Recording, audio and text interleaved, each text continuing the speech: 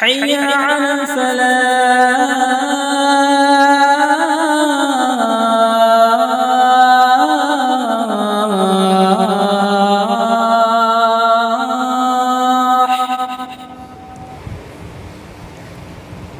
الحمد لله نحمده ونستعينه ونستغفره ونعوذ بالله من شرور أنفسنا ومن سيئات أعمالنا. من يهده الله فلا مضل له ومن يضلل فلا هادي له. وأشهد أن لا إله إلا الله وحده لا شريك له. وأشهد أن محمدًا عبده ورسوله. يا أيها الذين آمنوا اتقوا الله حق تقاته ولا تموتن إلا وأنتم مسلمون. يا أيها الناس اتقوا ربكم الذي خلقكم من نفس واحدة وخلق منها زوجها وبث منهما رجالا كثيرا ونساء. واتقوا الله الذي تساءلون به والأرحام إن الله كان عليكم رقيبا. يا أيها الذين آمنوا اتقوا الله وقولوا قولا سديدا يصلح لكم أعمالكم ويغفر لكم ذنوبكم ومن يطع الله ورسوله فقد فاز فوزا عظيما. أما بعد فإن خير الحديث كتاب الله وخير الهدي هدي محمد صلى الله عليه وسلم وشر الأمور محدثاتها وكل محدثة بدعة وكل بدعة ضلالة وكل ضلالة في النار. أعوذ بالله من الشيطان الرجيم. بسم الله الرحمن الرحيم. قل هل يستوي الذين يعلمون والذين لا يعلمون. وقال تعالى في مقام آخر إنما يخشى الله من عباده العلماء. معزز علماء کرام، محترم بزرگوں، نوجوان ساتھیوں، پیارے بچوں، آج کا یہ پروگرام جو مومن ٹولہ گدوپور کی اس مسجد میں بعد نماز عصر رکھا گیا، شاید بارش کی وجہ سے اور موسم کے ناساز ہونے کی وجہ سے بہت سارے لوگ نہیں آ پائے آج کے پروگرام میں، لیکن بہرحال چونکہ اس طریقے کی مجلس کی اپنی اہمیت ہے، اپنی فضیلت ہے، اور جتنے لوگ یہاں بیٹھے ہیں اس مجلس کو اللہ تبارک و تعالیٰ کے فرشتوں نے گھیر رکھا ہے، اور انشاءاللہ ہم جب یہاں سے اٹھیں گے تو ہم اپنے دلوں میں ایک سکون محسوس کریں گے، جس کو حدیث میں سکینت کہا گیا، نزلت علیہم السکینہ. اللہ کی رحمت ایسی مجلس کو ڈھانپ لیتی ہے. اور اس طریقے کی مجلس میں اگر کوئی ایسا انسان بھی آ کر کے بیٹھ جائے جو ارادے سے نہیں آیا تھا، مقصد سے نہیں آیا تھا، گزر رہا تھا، لاؤڈ اسپیکر میں آواز سنائی دی کہ مولانا بنارس سے آئے ہیں، خطاب ہو رہا ہے، دین کی باتیں ہو رہی ہیں، آ کر کے بیٹھ گیا، تو اس انسان کے بارے میں بھی اللہ کے نبی صلی اللہ علیہ وسلم فرماتے ہیں کہ جب فرشتے اللہ تعالیٰ سے کہتے ہیں کہ اے اللہ تیرا ایک بندہ ایسا بھی تھا جو کسی اور کام سے گزر رہا تھا اور آ کر کے اس مجلس میں بیٹھ گیا، تو اللہ تبارک و تعالیٰ فرماتا ہے ہم الجلساء لا یشقی بہم جلیسہم. یہ وہ مجلس ہے جہاں بیٹھنے والا کبھی بدبخت اور بد نصیب نہیں ہوتا ہے. بغیر مقصد کے بھی اگر کوئی آیا تھا اور سن کے جا رہا ہے تو وہ بھی ثواب پائے گا، وہ بھی اجر پائے گا. میرے بھائیوں، گدوپور میں پہلے بھی میں آ چکا ہوں. جمعہ کا خطبہ دوسری جو مسجد ہے وہاں پہ ایک دو جمعہ کا خطبہ بھی ہوا ہے، میرا پروگرام بھی ہوا ہے، شاید اس مسجد میں پہلی مرتبہ آ رہا ہوں، اور بہت دنوں سے ہمارے اس مسجد کے جو ذمہ دار بھائی ہیں ان کی طرف سے یہ خواہش تھی کہ کبھی میں یہاں پر بھی آؤں اور کوئی درس وغیرہ ہو۔ بہرحال آج کا یہ پروگرام اچانک سے مرتب کیا گیا۔ اللہ ہماری اس حاضری کو قبول فرمائے، کہنے سننے سے زیادہ ہم سب کو عمل کرنے کی توفیق عطا فرمائے، آمین۔ میرے بھائیوں، ابھی آپ نے ایک مختصر سا خطاب سنا، اور اس میں شروع میں شیخ نے ایک بات یہ کہی کہ ہماری زندگی کا مقصد اللہ کو راضی کرنا ہے۔ ہماری زندگی کا مقصد کیا ہے؟ اللہ کو راضی کرنا، وہ کام کرنا جس سے اللہ راضی ہو۔ ہم بیکار نہیں پیدا ہوئے، اللہ نے ہمیں بے مقصد نہیں پیدا کیا ہے۔ اَيَحْسَبُ الْإِنسَانُ أَن يُتْرَكَ سُدًى، کیا انسان یہ سمجھتا ہے اسے بیکار پیدا کیا گیا ہے، اسے بیکار چھوڑ دیا جائے گا؟ أَلَمْ يَكُنْ نُطْفَةً مِّن مَّنِيٍّ يُمْنَىٰ ثُمَّ كَانَ عَلَقَةً فَخَلَقَ فَسَوَّىٰ فَجَعَلَ مِنْهُ الزَّوْجَيْنِ الذَّكَرَ وَالْأُنثَىٰ، وہ اللہ جس نے منی کے قطرے سے جیتا جاگتا انسان بنایا، اس پر مختلف پروسیس گزرے، اس پر مختلف حالات گزرے، ماں کے پیٹ میں 9 مہینہ گزارنے کے بعد وہ جیتا جاگتا انسان بن کر کے دنیا میں آیا، اس کے تمام اعضاء کو اللہ نے ٹھیک ٹھاک بنایا۔ اے انسان، کیا تو یہ سمجھتا ہے کہ یہ سارا پروسیس اللہ نے بیکار بنایا ہے اور بے مقصد تجھے پیدا کیا ہے؟ نہیں، اس اللہ نے تجھے ایک مقصد کے تحت پیدا کیا ہے، اور زندگی دینے کے بعد جب تو دنیا میں مر جائے گا تو پھر ایک قیامت کا دن بھی آئے گا جب وہ اللہ تجھے حساب لینے کے لیے اٹھائے گا۔ الیس ذالک بقادر علی ان یحیی الموتى، وہ اللہ جو ایک حقیر پانی کے قطرے سے تجھے پیدا کر سکتا ہے، وہ مرنے کے بعد بھی دوبارہ تجھے زندہ کر سکتا ہے۔ تو زندگی اللہ نے میرے بھائیوں ایک پروگرام کے تحت ہمیں دی ہے، ایک پروجیکٹ کے تحت ہمیں دی ہے، ہم بیکار نہیں پیدا ہوئے۔ وَمَا خَلَقْتُ الْجِنَّ وَالْإِنسَ إِلَّا لِيَعْبُدُونَ، میں نے جنات کو اور انسانوں کو اپنی عبادت کے لیے پیدا کیا ہے۔ اے انسانوں، کان کھول کر کے سن لو، تمہاری پیدائش اس لیے کی گئی تاکہ تم اللہ کی عبادت کرو، تم ہر وہ عمل کرو جس سے اللہ راضی ہو جائے۔ ہماری زندگی کا مقصد اللہ کو راضی کرنا ہے، اور دنیا کا اصول ہے میرے بھائی، جو چیز اپنے مقصد کو پورا نہ کرے وہ یوز لیس ہو جاتی ہے۔ گھڑی لگی ہے میری کلائی پر، ٹائم بتا رہی ہے تو بڑی اچھی بات ہے، ٹائم نہ بتا رہی ہو اور میں شو پیس کے لیے لگا بھی لوں اور کوئی دیکھ لے کہ مولوی صاحب آپ کی گھڑی تو چل نہیں رہی ہے، تو میری بے عزتی ہو جائے گی، مجھے گھڑی اتار کے پھینکنی پڑے گی۔ گھڑی کا کام ہے چلنا، ٹائم بتانا، مائک کا کام ہے آواز کو آپ تک پہنچانا، لائٹ کا کام ہے روشنی دینا، پنکھے کا کام ہے ہوا دینا۔ ہر چیز کا ایک مقصد ہوتا ہے، اور جب وہ چیز اپنے مقصد کو پورا نہ کرے تو اسے ہم کوڑے دان میں ڈال دیتے ہیں، اسے ہم جو ہے بیکار بنا دیتے ہیں۔ آج مسلمان اپنے مقصد حیات کو بھول کے بیٹھا ہے۔ آج کتنے مسلمان ہیں جن کی زندگی کا مقصد کھانا، کمانا، انجوائے کرنا ہے؟ کتنے نوجوان ہیں جن کی زندگی میں اللہ کی عبادت کیا ہے، اللہ کو راضی کیسے کرنا ہے، یہ سوال ان کی زندگی میں کبھی آتا ہی نہیں ہے میرے بھائی۔ ربما یود الذین کفروا لو کانوا مسلمین، قرآن کا 14واں پارہ اٹھائیے، اللہ فرماتا ہے ایک دن ایسا آنے والا ہے جب کافر لوگ یہ تمنا کریں گے کہ کاش ہم بھی مسلمان ہوتے۔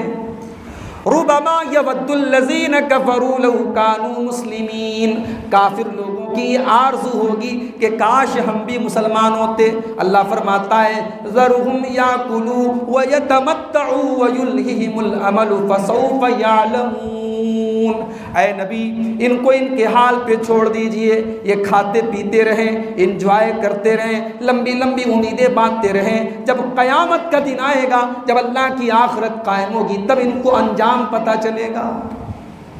تو میرے بھائیوں، زندگی بیکار نہیں ہے، اللہ نے ایک مقصد کے تحت پیدا کیا ہے، اور وہ مقصد کیا ہے؟ اللہ کو راضی کرنا ہے۔ ابھی ہم نے قربانی کا تہوار اپنا منایا، اپنی اپنی طاقت کے مطابق ہم نے جانور خریدا، قربانی کی۔ قربانی کرنے کے دوران، قربانی کرتے وقت جو دعا اللہ کے رسول صلی اللہ علیہ وسلم پڑھتے تھے اس دعا میں ایک لفظ یہ بھی ہے، ان صلاتی و نسکی و محیای و مماتی للہ رب العالمین، بے شک میری نماز اللہ کے لیے، میری قربانی اللہ کے لیے، میرا جینا اللہ کے لیے، میرا مرنا اللہ کے لیے۔ انسان کی زندگی جینا مرنا سب اللہ کے لیے ہے، اللہ کو راضی کرنے کے لیے وہ اس دنیا میں آیا ہے۔ اس دنیا میں ہم اور آپ امتحان دینے کے لیے آئے ہیں میرے بھائی۔ اس دنیا میں ہم جو کچھ کریں گے اس کا حساب قیامت کے دن دیا جائے گا۔ قرآن کا 29واں پارہ کھولیے، اللہ فرماتا ہے تبارک الذی بیدہ الملک وہو علی کل شیء قدیر، بڑی برکت والی ہے وہ ذات جس کے ہاتھ میں ساری کائنات کی بادشاہت ہے اور جو ہر چیز پر قادر ہے۔ الذی خلق الموت والحیات لیبلوکم ایکم احسن عملا، اس اللہ نے موت کو پیدا کیا، اس اللہ نے زندگی کو پیدا کیا، وہ تمہارا امتحان لینا چاہتا ہے، وہ تمہاری پریچھا لینا چاہتا ہے، وہ تمہیں جانچنا چاہتا ہے، وہ دیکھنا چاہتا ہے کہ میرا کون سا بندہ کتنا نیک عمل کرتا ہے، کتنا اللہ کو راضی کرتا ہے، اس کی زندگی میں اللہ کو راضی کرنے کی کتنی اہمیت ہے۔ اچھا یہ کیسے پتہ چلے گا کہ اللہ کس چیز سے راضی ہوتا ہے، کس چیز سے ناراض ہوتا ہے؟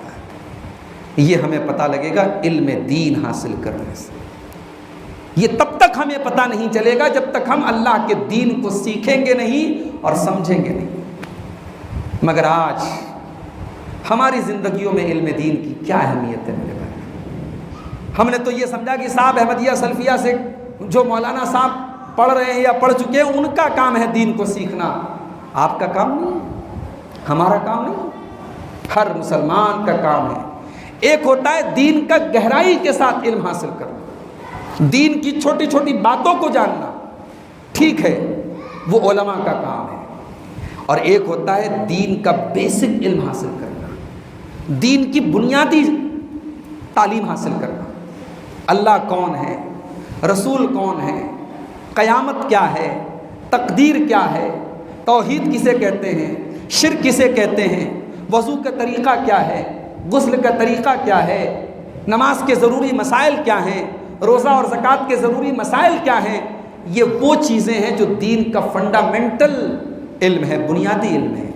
اور معاف کیجئے یہ علم گدو پور کے مومن ٹولہ کے محلے میں رہنے والے ایک عام آدمی کے اوپر بھی اتنا ہی فرض ہے جتنا عبدالغفار سلفی کے اوپر فرض ہے، جتنا ہمارے ان علماء کے اوپر فرض ہے۔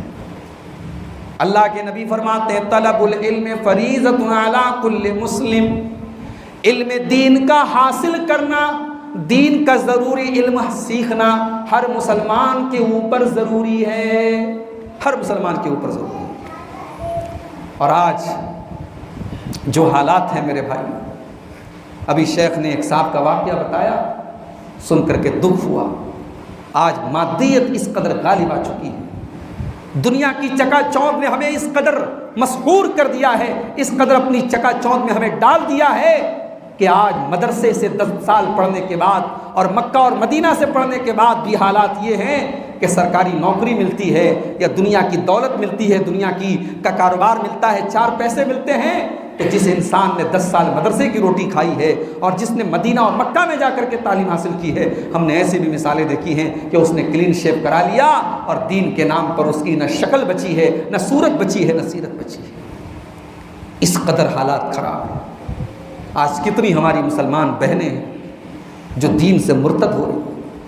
ابھی آپ نے نام سنا ہوگا، سیما حیدر نام کی کوئی لڑکی ہے، اس کا دعویٰ ہے وہ پاکستان کی رہنے والی ہے اور انڈیا میں آئی ہے، کسی غیر مسلم لڑکے سے شادی اس کی ہوئی، بڑا میڈیا والوں کو تو بڑا مسئلہ مل گیا کہ صاحب مسلمان لڑکی آئی ہے غیر مسلم کے ساتھ شادی کر لی۔ اب بعد میں جیسے جیسے پول کھلتی چلی گئی، میڈیا والے بھی کہنے لگے نہیں یہ تو جاسوس لگ رہی ہے۔ انٹرویو لینے والا آتا ہے، پوچھتا ہے آپ مسلمان ہیں؟ قل هو اللہ احد پڑھ کے سنا دیجئے، سورہ فاتحہ پڑھ کے سنا دیجئے، کوئی کلمہ پڑھ کے سنا دیجئے۔ ہر سوال کے جواب میں کہتے ہیں مجھے یاد نہیں، مجھے معلوم نہیں۔ یہ بھی ہو سکتا ہے اللہ عالم کہ فراڈ ہو وہ لڑکی، اور یہ بھی ہو سکتا ہے کہ واقعی میں اس کو پتہ نہ ہو۔ آج کتنے گاؤں دیہات کے اندر اور قصبوں کے اندر کتنے گھر ایسے ہیں، کتنے خاندان ایسے ہیں، کتنے لوگ ایسے ہیں جہاں کے مسلمان صرف نام کے مسلمان ہیں، عبداللہ اور عبد الرحمن نام ہے، لڑکی کا نام عائشہ اور فاطمہ ہے، مگر دین کی کوئی نالج نہیں ہے، دین کی کوئی جانکاری نہیں۔ اور سونے پر سہاگا یہ ہے میرے بھائیوں، اور ستم بالائے ستم یہ ہے کہ ہم نے اپنی مسجدوں میں عورتوں کا انتظام نہیں رکھا، مسجدوں کے دروازے ہم نے بند کر دیے عورتوں کے اوپر۔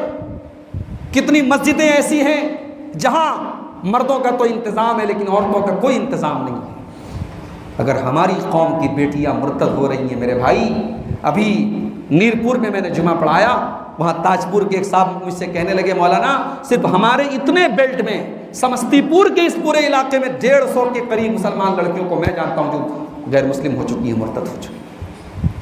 پوری قوم کے چہرے پر تماشا ہے میرے بھائی، پوری قوم کے لیے لمحہ فکریہ ہے، پوری قوم کے لیے خون کے آنسو رونے کا مقام ہے کہ آج ہماری قوم کی بیٹیاں اس کگار پر پہنچ گئی کہ ہم اور آپ اب ان کو یہ سمجھائیں گے کہ اسلام بہت اچھا دین ہے، تم اسلام کو چھوڑ کے مت جاؤ۔ شرم کی بات ہے میرے بھائی۔ ایمان تو وہ دولت ہے جسے بچانے کے لیے صحابہ نے اپنی جانیں دے دی، صحابیات نے اپنی جانیں دے دی، اپنا گھر قربان کر دیا، اپنے بال بچے قربان کر دیے۔ ایمان کوئی سستی چیز نہیں ہے میرے بھائی۔ شاید دنیا میں ایک چھوٹے سے گاؤں کے ایک چھوٹے سے گھر میں رہتے ہوئے اس ایمان کی ویلیو آپ کو معلوم نہ ہو، آخرت میں آپ کو پتہ چلے گا یہ کتنی بڑی دولت ہے۔ قرآن مجید کے 3 پارے کی آخری آیت دیکھیے، ان الذین کفروا وماتوا وهم کفار فلن يقبل من احدهم ملء الارض ذهبا ولو افتدى به۔ جو لوگ ایمان کے بغیر دنیا سے چلے گئے، جن کے پاس ایمان کی دولت نہ تھی، جن کے پاس توحید کی دولت نہ تھی، کل قیامت کے دن جب اللہ کی بارگاہ میں وہ جائیں گے، اللہ تعالیٰ ان سے پوچھے گا کیا لے کے آئے ہو؟ وہ کہیں گے اللہ ہم زمین بھر کے سونا لے کے آئے ہیں۔ اے اللہ زمین بھر کے سونا تو لے لے، ہم کو جہنم کے عذاب سے بچا لے، جہنم کی آگ سے بچا لے۔ اللہ تبارک و تعالیٰ زمین بھر کے سونا نہ قبول نہیں کرے گا، ان کو جہنم کے عذاب سے نہیں بچائے گا، کیونکہ ان کے پاس ایمان کی دولت نہیں ہوگی۔ اتنی بڑی دولت ہمارے پاس ہے میرے بھائی، اس دولت کی حفاظت کرو۔ اسی لیے جمعہ کے ہر خطبے میں ہم اس آیت کو سنتے ہیں، وَلَا تَمُوتُنَّ إِلَّا وَأَنْتُمْ مُسْلِمُونَ۔ اے مسلمانوں تمہیں موت نہ آئے مگر اسلام کی حالت میں، تمہیں موت نہ آئے مگر ایمان کی حالت میں، تمہیں مرتے دم تک اپنے ایمان کی حفاظت کرنی ہے۔ ہم نے تو تاریخ میں سمیہ بنت خیاط کا واقعہ پڑھا تھا، جوان بیٹا سامنے بندھا ہوا ہے اور سمیہ کو آفر دیا جا رہا ہے کہ اے سمیہ ایمان چھوڑ دے، ہم تجھے چھوڑ دیں۔ سمیہ کہاں ایمان چھوڑنے والے، اس نے کہا نہیں میں محمد کا دین نہیں چھوڑ سکتی۔ دشمن نے کہا اے سمیہ سوچ لے، تیرے جوان بیٹے کے سامنے تجھے برہنہ کر دیں گے، ننگا کر دیں گے تجھے۔ ایک ماں کے لیے اس سے بڑھ کے اذیت کیا ہو سکتی ہے میرے بھائی؟ ایک ماں کے لیے اس سے بڑھ کے تکلیف کی بات کیا ہو سکتی ہے کہ اس کے جوان بیٹے کے سامنے اسے ننگا کر دیا جائے، بے لباس کر دیا جائے۔ مگر سمیہ تیرے ایمان کا کیا کہنا، سمیہ تیری استقامت کا کیا کہنا؟ تو نے اپنے جوان بیٹے کے سامنے ننگے ہونے کی اذیت کو گوارا کر لیا، بڑی بے دردی سے شہید ہو جانا گوارا کر لیا، بڑے بے رحمانہ طریقے سے اللہ کی راہ میں جان دینا گوارا کر لیا، مگر سمیہ تو نے ایمان سے کوئی کمپرومائز نہیں کیا، ایمان سے کوئی سمجھوتا نہیں کیا۔ اور یہی وہ لوگ ہیں جن کے بارے میں اللہ قرآن میں کہتا ہے ان الذین قالوا ربنا اللہ ثم استقاموا تتنزل علیہم الملائکہ الا تخافوا ولا تحزنوا وابشروا بالجنۃ التی کنتم توعدون۔ جو لوگ اللہ کو اپنا رب مانتے ہیں اور پھر اس کے اوپر ڈٹ جاتے ہیں، جم جاتے ہیں، ان کے پاس فرشتے آ کر کے ان کو بشارت سناتے ہیں تمہیں ڈرنے کی ضرورت نہیں ہے، تمہیں غمگین ہونے کی ضرورت نہیں ہے، تمہیں وہ جنت مل کر کے رہے گی جس جنت کا تم سے وعدہ کیا گیا ہے۔ تو استقامت کی ضرورت ہے میرے بھائیو آج ہمارے اپنے اندر۔ آج اپنی قوم کی لڑکیوں کو، اپنی قوم کے لڑکوں کو علم دین سکھاؤ میرے بھائی۔ میں یہ نہیں کہتا کہ ہر بچے کو آپ عالم بنا دو، لیکن 4 بیٹے ہیں، ایک بیٹے کو اس لائن میں لگا دو۔ اگر آپ کو یہ لگتا ہے کہ صاحب میرا لڑکا اگر عالم بن گیا تو کیا کھائے گا، آپ اس کی فکر مت کیجیے۔ ہم نے رکشہ چلانے والے پی ایچ ڈی کر کے اور ایم اے کر کے اور انجینئرنگ کر کے رکشہ چلانے والے دیکھے ہیں، کسی عالم کو ہم نے رکشہ چلاتے ہوئے نہیں دیکھا ہے، کسی عالم کو گٹھر لاتے ہوئے ہم نے نہیں دیکھا ہے۔ انشاءاللہ اگر آپ اپنے بچے کو حافظ اور عالم بنائیں گے، اللہ تبارک و تعالیٰ اس کی روزی روٹی کی کفالت کرے گا، وہ بھوکا نہیں رہے گا، محنت مزدوری کر لے گا، کوئی کام کر لے گا، کوئی تجارت کر لے گا، انشاءاللہ عزت کے ساتھ شان کے ساتھ جیے گا، اور سب سے بڑھ کر کے دین کی خدمت کرے گا۔ میرے بھائیو، علم دین کی اہمیت کو سمجھو، علماء کے مقام کو سمجھو۔ میں نے 2 آیتیں آپ کے سامنے پڑھی تھی خطبہ مسنونہ کے بعد۔ قُلْ هَلْ يَسْتَوِي الَّذِينَ يَعْلَمُونَ وَالَّذِينَ لَا يَعْلَمُونَ، اے نبی آپ کہہ دیجئے کہ علم والے اور بغیر علم والے برابر نہیں ہو سکتے، جن کے پاس شریعت کا علم ہے اور جن کے پاس نہیں ہے وہ دونوں برابر نہیں ہو سکتے۔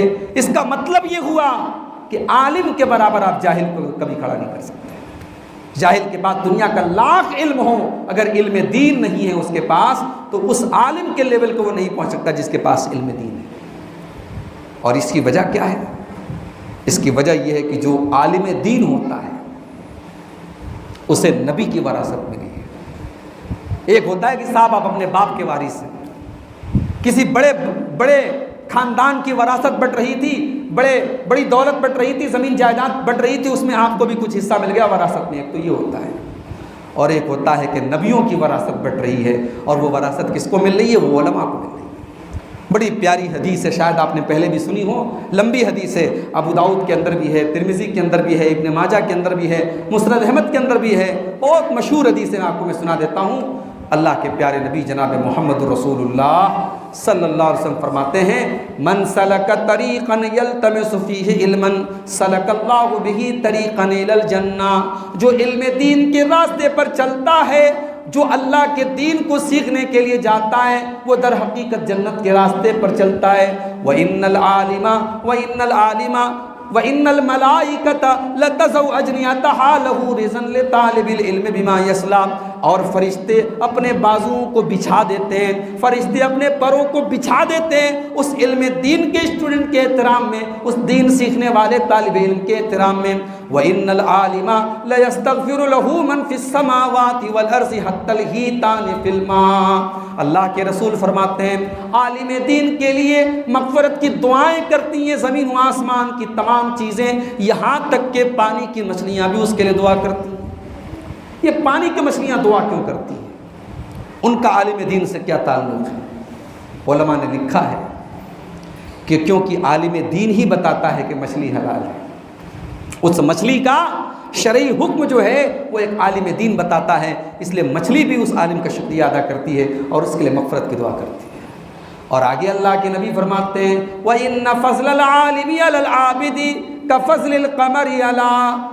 كَفَضْلِ الْقَمَرِ لَيْلَةَ الْبَدْرِ عَلَى سَائِرِ الْكَوَاكِبِ، اللہ کے نبی فرماتے ہیں چاندنی رات میں جس طریقے سے 14ویں کا چاند سارے ستاروں کے درمیان چمکتا رہتا ہے، ایک عالم کی فضیلت ایک عابد کے اوپر ویسی ہی ہے۔ ایک ہے عابد، ایک ہے عالم۔ عابد کون ہے؟ جو بہت عبادت کرتا ہے مگر اس کے پاس علم نہیں ہے، اور عالم وہ ہے جو عبادت تو نارمل کرتا ہے، جو فرض عبادت ہے وہ کرتا ہے، باقی نفلی عبادتیں کبھی کرتا ہے کبھی نہیں کرتا، لیکن اس کے پاس علم دین ہے۔ تو اس عابد کے اوپر اس عالم کی فضیلت ایسی ہے جیسے 14ویں رات کے چاند کی فضیلت سارے ستاروں کے اوپر ہے۔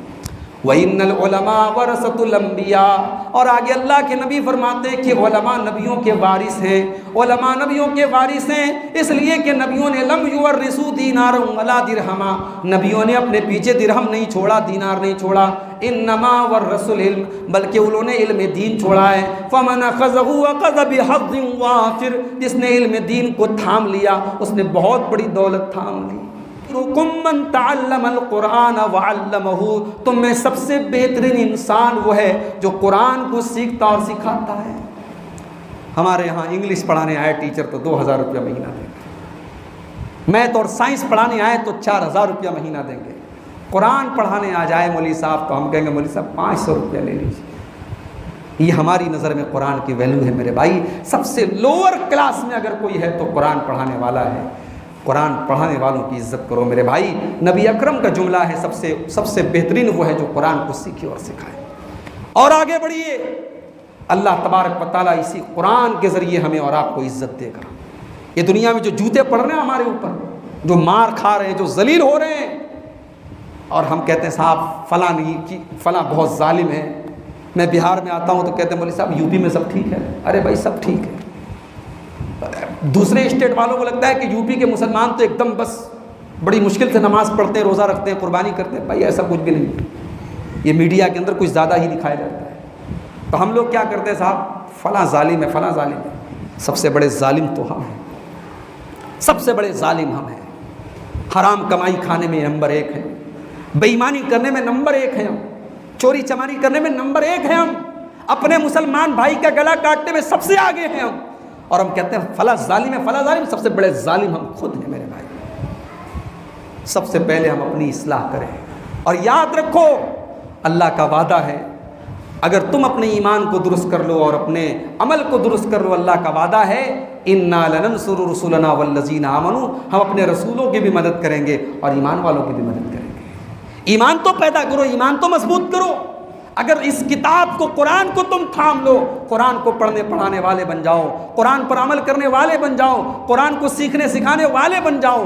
اللہ کے نبی فرماتے ہیں ان اللہ یرفع بہذا الکتاب اقواما ویضع بہ آخرین. اللہ اس قرآن کے ذریعے بہت سارے لوگوں کو عزت بھی دیتا ہے اور بہت سارے لوگوں کو ذلیل بھی کرے گا.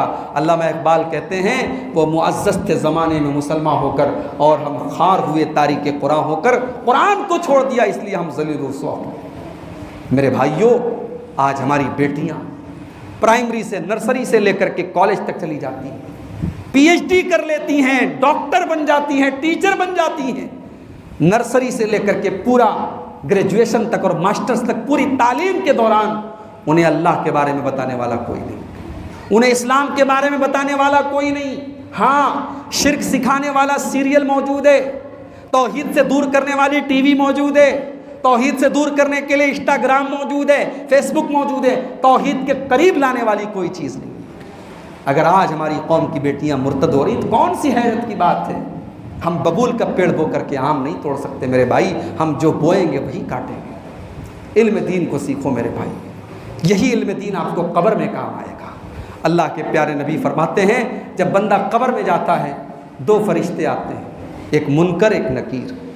2 فرشتے آتے ہیں، اس کی روح دوبارہ لوٹائی جاتی ہے، اس کو بٹھایا جاتا ہے، اس سے 3 سوال کیا جاتا ہے. مردے سے 3 سوال کیا جاتا ہے. سوال بتا دیا نبی نے، سوال بتا دیا نبی نے، مگر سوال کا جواب رٹنے سے کام نہیں چلے گا. اس لیے کہ اس سوال کا صحیح جواب کون دے گا؟ جو مومن ہوگا، اس کا ایمان صحیح ہوگا. اور جس کے پاس ایمان نہیں ہوگا، چاہے وہ کافر ہو چاہے وہ منافق ہو، وہ اس 3 سوال کا جواب نہیں دے پائے. کیا سوال ہوگا؟ من ربک کا، من نبیک کا، ما دینک. تیرے رب کون، تیرے نبی کون، تیرا دین کیا؟ ہو از یور لارڈ، تمہارا رب کون ہے؟ واٹ از یور ریلیجن، تیرا دین کیا ہے؟ اور ہو از یور پروفٹ، تمہارے نبی کون؟ یہ 3 سوال ہوں گے. اب یہ تینوں سوالوں کا جو صحیح جواب دے دے گا تو اللہ کے نبی فرماتے ہیں فرشتہ پوچھے گا ما یدریکا، تجھے ان تینوں سوالوں کا جواب ملا کیسے؟ تو وہ یہ نہیں کہے گا کہ میں نے بی ایڈ کیا تھا، میں گریجویشن کر کے آیا تھا، میں ماسٹرز کر کے آیا تھا، انجینئرنگ پڑھ کے آیا تھا. وہ کیا کہے گا؟ قرأت کتاب اللہ، میں اللہ کی کتاب کو پڑھ کے آیا تھا، میں قرآن پڑھ کے آیا تھا. اور کیسے پڑھا تھا قرآن؟ رٹو طوطے کی طرح نہیں جیسے ہم پڑھتے ہیں. قرآن کی کسی آیت کا مطلب نہیں معلوم. ارے قرآن کو جب آپ ترجمے کے ساتھ پڑھیں گے، معنی کے ساتھ پڑھیں گے، تب وہ دل پر اترے گا. اللہ نے کہا نا انما المؤمنون الذین اذا ذکر اللہ وجلت قلوبہم، مومن تو وہ لوگ ہیں جب اللہ کا نام لیا جائے تو ان کے دل کانپ جاتے ہیں. وَإِذَا تُلِيَتْ عَلَيْهِمْ آيَاتُهُ زَادَتْهُمْ ایمانا، اور جب ان کے اوپر قرآن کی آیتیں پڑھی جاتی ہیں تو ان کا ایمان بڑھ جاتا ہے. تو جو مومن ہوتا ہے اس کا ایمان بڑھ جاتا ہے، اور جو ہماری اور آپ کی طرح جاہل ہوتا ہے، جب قرآن زیادہ پڑھا جاتا ہے تو اس کا پارا بڑھ جاتا ہے. ایمان نہیں بڑھتا، پارا بڑھ جاتا ہے. حافظ جی تراویح میں 1.5 پارا کے بجائے 2 پارا پڑھا دیں تو مصلی کا پارا بڑھ جاتا ہے. آپ نے 2 پارا کیوں پڑھا دیا مولوی صاحب؟ حافظ جی آپ نے زیادہ کیوں پڑھا دیا؟ تو وہ ایمان، قرآن پڑھا جاتا تھا ایمان بڑھتا تھا، ادھر ہمارا پارا بڑھتا ہے. تو ایمان کو چارجنگ ملتی ہے قرآن سے میرے بھائی. اس لیے قرآن کو پڑھنے پڑھانے کا ماحول پیدا کریں. اگر آپ کی عمر زیادہ ہو گئی، بڑے ہو گئے، آپ نے قرآن نہیں پڑھا تھا، کوئی بات نہیں، بچے بن جائیے، سیکھنے کے لیے بچے بن جائیے. اور آج حافظ جی کے پاس مولوی صاحب کے پاس بیٹھ کر کے قرآن سیکھیے اور دین کا بیسک علم سیکھنے کی کوشش کیجیے۔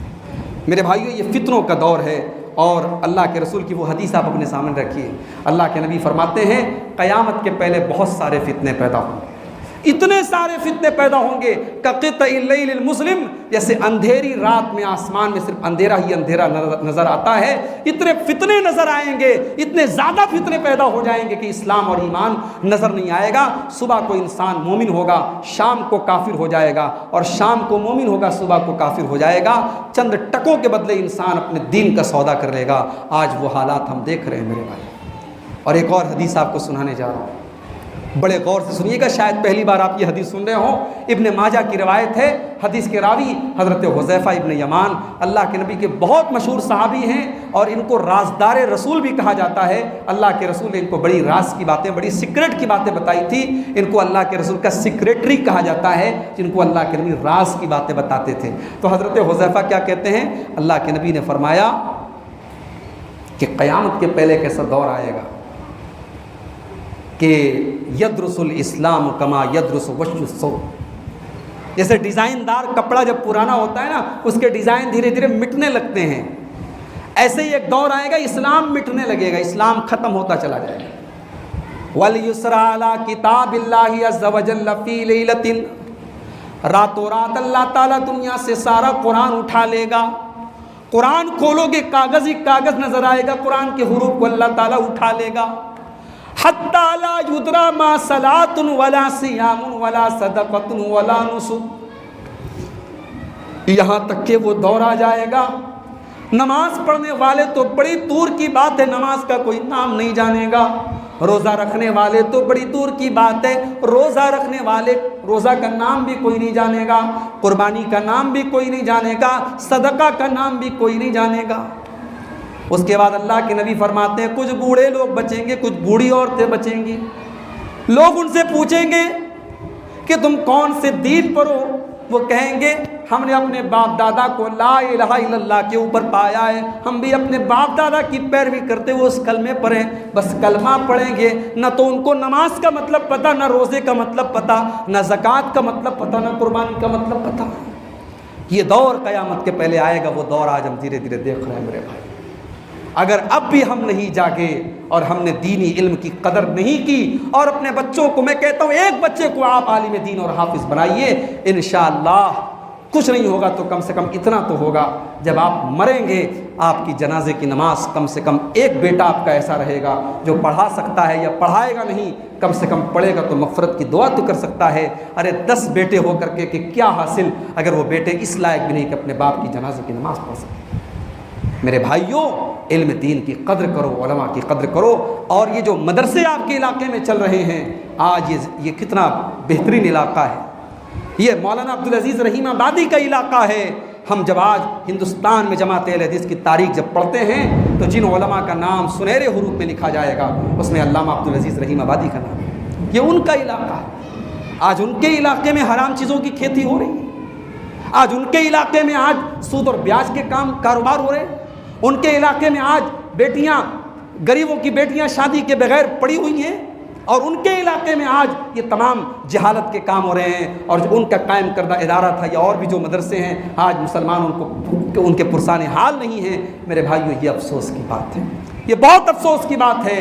علامہ اقبال جب اسپین کے سفر پہ گئے تھے، واپس آ کر کے انہوں نے کہا تھا ان مدرسوں کو ان کے حال پہ رہنے دو، ان مدرسوں کو چھوڑ دو، ان مدرسوں کو چلنے دو، یہ اگر مٹ گئے تو اللہ اور اس کے رسول کے بارے میں بتانے والے تم کو مٹ جائیں گے۔ میرے بھائیوں، ان مدرسوں کی وجہ سے آج قال اللہ وقال رسول کی صدائیں بلند ہیں، ان مدرسوں کی وجہ سے آج کوئی بتانے والا آپ کو ہے کہ شرک کیا ہے، توحید کیا ہے۔ ابھی پچھلے جمعہ کو بازد پور میں میرا پروگرام تھا، بازد پور اہل حدیثوں کی بستی ہے، پرانی بستی ہے، علماء کی بستی ہے، وہاں میں گیا، لوگوں نے بتایا کہ یہاں کتنے مسلمان ہیں جو مزاروں پہ کتنے اہل حدیث ہیں جو مزاروں پہ جا کے سجدے کرتے ہیں، اور عورتیں ان کی جاتی ہے وہاں پہ شرکیہ کام کرتی ہیں۔ یہ کام آج اہل حدیث گھروں میں بھی ہو رہا ہے۔ میرے بھائیوں، اپنے بچوں کے صرف کپڑے کی فکر مت کرو، اپنے بچوں کے کھانے کی فکر مت کرو، اپنے بچوں کے عقیدے کی بھی فکر کرو، اپنے بچوں کی توحید کی بھی فکر کرو۔ کل قیامت کے دن آپ سے پوچھا جائے گا تم توحید پر تھے، تمہارے بچے توحید سے ہٹ گئے، تم نے اپنے بچوں کے لیے کیا انتظام کیا؟ ہمیں اپنے بچوں کی توحید کا بھی انتظام کرنا پڑے گا۔ اپنے بچوں کو اس لائق بنا کے جاؤ، اپنی فیملی کو اس لائق بنا کے جاؤ کہ آپ کے بعد بھی آپ کا پریوار توحید پر قائم رہے۔ میرے بھائیوں، چونکہ موسم بھی ناساز ہو گیا اور میرا پلان یہ تھا کہ مجھے معلوم نہیں تھا کہ 2 تقریریں ہونی ہیں، میں نے سوچا عصر بعد فوراً تقریر شروع ہو جائے گی اور 5 بجے تک تقریر کر کے ہم نکل جائیں گے، 5:15 بج رہے ہیں، مجھے بھی فوراً یہاں سے پٹنہ نکلنا ہے، پٹنہ سے پہلی فرصت میں جو ٹرین مل جائے مجھے فوراً بنارس بھی جانا ہے۔ آئیے جو بھی باتیں رکھی گئی آپ کے سامنے علم دین کی اہمیت کے تعلق سے اور علماء کی قدر و منزلت کے تعلق سے، آئیے ہم اللہ سے دعا کریں رب العالمین ہمیں ان باتوں پر عمل کرنے کی توفیق عطا فرمائے۔ اللہ اپنے علماء کا احترام کرنے کی ہم سب کو توفیق دے۔ اللہ اپنے بچوں کو ہمیں علم دین کی راہ میں لگانے، یہ صبر کا کام ہے میرے بھائی۔ ہو سکتا ہے آپ اپنے بچے کو علم دین کی راہ میں لگائیں گے، آپ کو لگے گا یار انجینئر بناتے تو پیسہ کما کے لاتا، یہ تو عالم بنا رہے، اس سے کیا ملے گا؟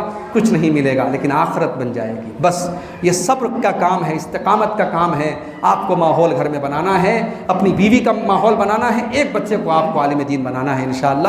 یہ ارادہ کیجئے انشاءاللہ۔ اگر ہر خاندان، ہر گھر یہ طے کر لے کہ مجھے اپنے گھر سے ایک عالم بنانا ہے اور پھر اس عالم کو ایسا عالم بنانا ہے جو علاقے میں رہ کر کے دین کا کام کرے، انشاءاللہ 10 سال کے بعد آپ کے علاقے کی تصویر بدلے گی، مجھے یقین ہے۔ اور کوشش کیجئے مسجد میں اگر عورتوں کا انتظام نہیں ہے تو عورتوں کا انتظام رکھوائیے، اور ہر جمعہ میں پابندی سے اپنے گھر کی لڑکیوں کو بھیجیے۔ انشاءاللہ کوئی لڑکی آپ کے گھر کی مرتد نہیں ہوگی اور آپ کے علاقے کی کوئی لڑکی مرتد نہیں ہوگی۔ اللہ تعالیٰ سے دعا ہے رب العالمین ہم سب کو اس کی توفیق عطا فرمائے، آمین۔ وآخر دعوانا الحمدللہ رب العالمین، والسلام علیکم ورحمۃ اللہ وبرکاتہ۔